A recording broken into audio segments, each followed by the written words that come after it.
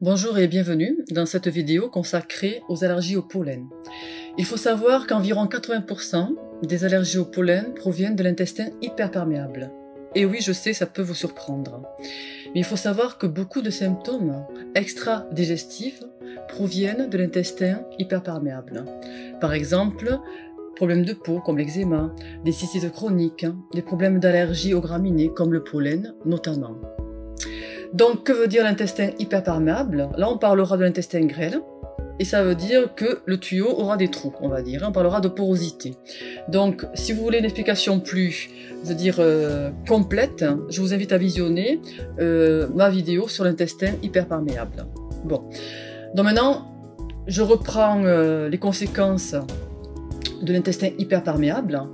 Donc, quand mon intestin grêle est poreux, il faut savoir que l'intestin, c'est la première frontière de l'organisme. Donc quand il est poreux, il laissera passer beaucoup d'antigènes, de toxines, de pathogènes. Donc il y aura une entrée massive de non-moi dans le sang, ce qui surexprimera le système immunitaire et surexprimera le système inflammatoire. Donc un système immunitaire surexprimé, cela pourra induire des erreurs, comme les maladies auto-immunes, quand le moi ne reconnaît plus le non-moi. Un système inflammatoire surexprimé pourra induire des réponses même tardives, comme les symptômes d'allergie au pollen par exemple. Donc observez autour de vous, on observe de plus en plus de maladies inflammatoires chroniques, notamment des allergies aux graminées comme au pollen.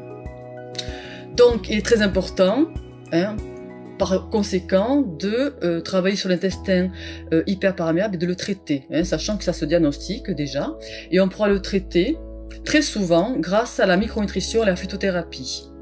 Et quand l'intestin n'est plus hyperperméable, donc quand il a une perméabilité retrouvée, le filtre optimal, on va dire, donc il y aura moins d'entrée d'antigènes, d'allergènes, de toxines, de pathogènes dans le sang, et la réponse inflammatoire sera moins sollicitée.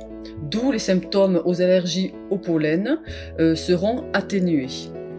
Par contre, voilà, je rajouterai que cette thérapeutique par la micronutrition et la phytothérapie est tout à fait complémentaire de l'allopathie, avec la prise d'antihistaminiques et de l'accompagnement avec l'allopathe, l'allergologue.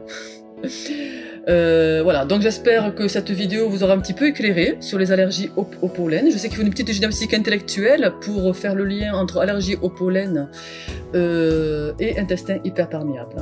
Voilà, et je vous invite à visionner d'autres vidéos où j'y mets vraiment mon cœur, où j'explique par exemple l'hyperostrogénie, les facteurs de résistance à la perte de poids, et plus amplement notamment l'intestin hyperperméable, voire les dysbioses. Voilà, je vous dis à bientôt et merci de votre attention.